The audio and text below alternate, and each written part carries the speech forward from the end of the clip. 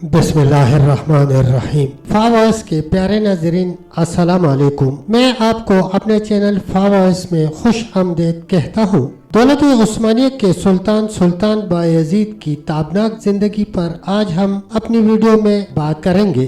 سلطان بایزید اول، جسے thunder Bullet کے نام سے بھی جانا جاتا ہے، سلطنت عثمانیہ کے سنہری دور کی ایک اہم شخصیت تھی، جو بے مثال ترقی، ثقافتی کامیابیوں اور فوجی فتوحات کا دور تھا، جس نے سلطنت کی شناخت اور رفتار کو تشکیل دیا۔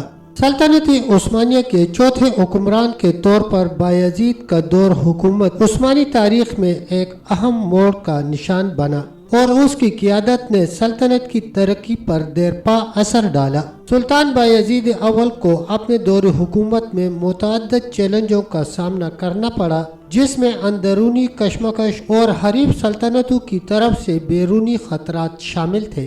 ان کو درپیش بڑے اندرونی چیلنجوں میں سے ایک سلطنت عثمانیہ کی ایلیٹ انفینٹری کور، امراء اور جنیسریوں کی مخالفت تھی۔ شرافت اور جنیسری طاقتور گروہ تھے جو اکثر سلطان کے فیصلوں پر خاصا اثر و رسوخ رکھتے تھے، اور بایزید کو اپنے اقتدار کو برقرار رکھنے کے لیے اپنے مفادات اور اتحاد کو احتیاط سے چلانا پڑتا تھا۔ سلطان بایزید کو درپیش ایک اور اہم چیلنج منگولوں سے خطرہ تھا، جو صدیوں سے اس خطے کی ایک بڑی طاقت تھے۔ منگولوں نے اس سے قبل سلطنت عثمانیہ کے مرکز اناطولیہ پر حملہ کیا تھا، اور بایزید کو معلوم تھا کہ اسے اپنی سلطنت کو ان کی جارحیت سے بچانے کے لیے فیصلہ کن اقدام کرنا ہوگا۔ منگولوں کے خطرے کا مقابلہ کرنے کے لیے بایزید نے دیگر علاقائی طاقتوں کے ساتھ اتحاد قائم کیا، جن میں جینز اور بازنطینی سلطنت شامل تھے۔ بازنطینی سلطنت نے خاص طور پر بایزید کے اختیار کے لیے ایک اہم چیلنج پیش کیا۔ بازنطینی سلطنت مشرقی رومی سلطنت کی باقیات تھی، اور یہ طویل عرصے سے سلطنت عثمانیہ کے لیے کانٹے کی حیثیت رکھتی تھی۔ بایزید جانتا تھا کہ اسے علاقے میں بازنطینی اثر و رسوخ کو محدود کرنے کے لیے کارروائی کرنی ہوگی، اور اس نے اہم بازنطینی علاقوں پر قبضہ کرنے کے لیے فوجی مہمات کا ایک سلسلہ شروع کیا۔ ان چیلنجوں کے باوجود بایزید ایک ہوشیار اور قابل رہنما ثابت ہوا، جو عثمانی سیاست اور سفارتکاری کی پیچیدگیوں کو آسانی کے ساتھ حل کرنے میں کامیاب رہا۔ وہ ایک ماہر فوجی حکمت عملی پر عمل کرنے والا سلطان تھا، جو اپنے وسائل کو مؤثر طریقے سے استعمال کرنا جانتا تھا، اور وہ اپنے مقاصد کے حصول کے لیے جرأت مندانہ کارروائی کرنے کے لیے تیار تھا۔ سلطان بایزید اول کی فوجی مہمات اور اصلاحات نے سلطنت عثمانیہ کی توسیع اور استحکام میں اہم کردار ادا کیا۔ ان کی سب سے اہم کامیابیوں میں سے ایک بازنطینی سلطنت کے دارالحکومت قسطنطنیہ پر قبضہ تھا، جس نے عثمانیوں کو اسٹریٹجک آبنائے باسفورس پر کنٹرول دے دیا۔ بایزید نے منگولوں کے خلاف فوجی مہمات کا ایک سلسلہ بھی شروع کیا، جس سے عثمانیوں کو خطے میں ایک بڑی طاقت کے طور پر قائم کرنے میں مدد ملی۔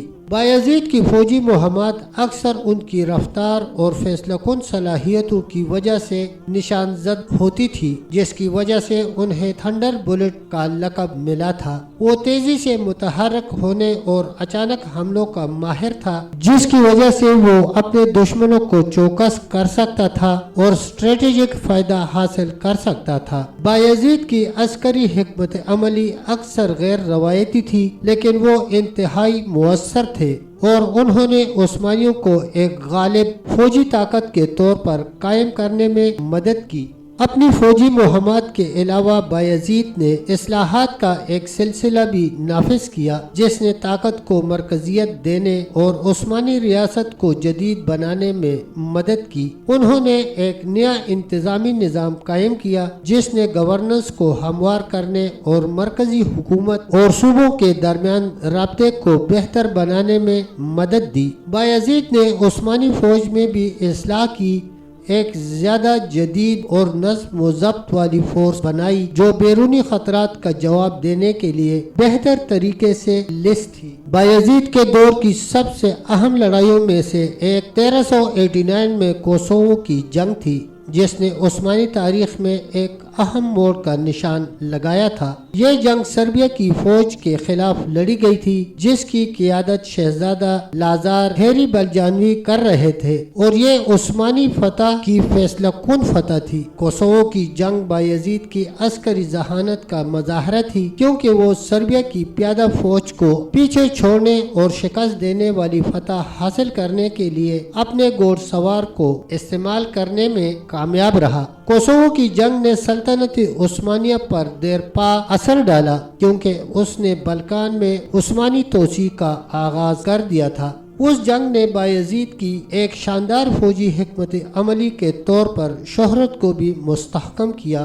اور اس نے عثمانیوں کو مشرق یورپ میں ایک بڑی طاقت کے طور پر قائم کرنے میں مدد دی۔